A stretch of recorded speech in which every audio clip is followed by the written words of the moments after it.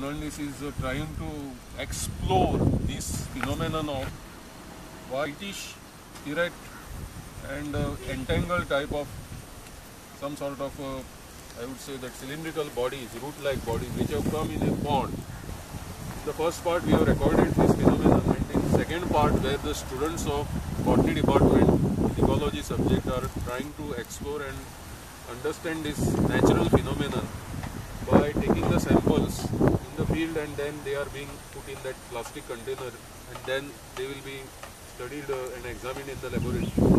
So you have uprooted something. Can you describe what you have uprooted? Is it a plant root on which that whitish cylindrical structure is growing?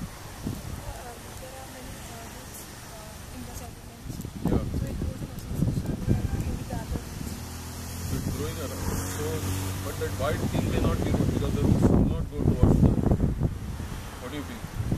Roots are not phototrophic. Roots never go in the air. They are aerial roots. Basically means that white thing is non-chlorophyllous. So we'll examine it in lab. Now we will transfer it to that container. So I think rest of the students can take turn and they can be recorded how they are sampling the specimens. Some of them can remove this whole bunch. Try to get the bigger ones also. There are quite a huge ones here in this side. So they are not uniform. What I mean to say is the cylindrical whatever growth that stands, can't name them, root-like bodies, we can call them whitish, fibrous bodies, soft spongy bodies. They are quite unique because there may be some modification of roots, but we'll have to examine whether they are roots only or they are associated with some sort of fungus, because the growth shows quite a similarity with the way Xylaria species grow on wood. And this type of prolific, this one means quite unusual because it's just quite intriguing also. Heavy proliferation of roots. So I'll be interested in some this part because it seems to be quite interesting because here one single strand is there. And then there's a root-like base. Suppose I try to uplift it, what will happen?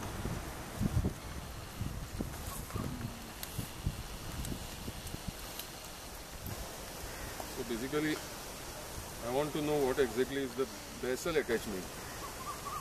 So this basal attachment, difficult to explore. So what we'll do is that the whole thing intact will transfer to, just to make space there, will transfer to the tray. And please remove the electronic things from that and keep it in that bag and carry with you separately.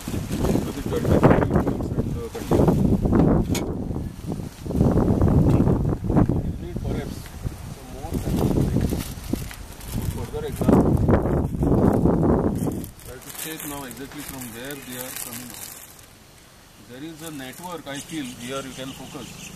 There is a network of intertwined roots below. Here you can see.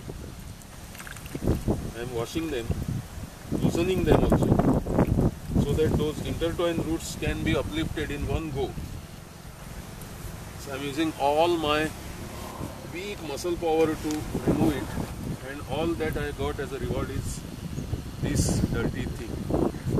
And this is a joke, of course, because this is being recorded on camera, so I need to wash it because I have not brought any, the sanitary. So after washing, what I am left with. It's quite intriguing. Means what I am left with is bundle of these root-like fibers, and we are going to examine what are these bundles. So please transfer this to. In the same way now, we will try to explore this further and uproot it, and again wash it, loosen the fibers, and then collect it and transfer it. Do you think we have enough samples for study? This should be left there itself, or we will take everything. So why see the students are saying for global audience that they are not allowing everything to be explored. Then suppose then somebody destroys it, what will happen? Means put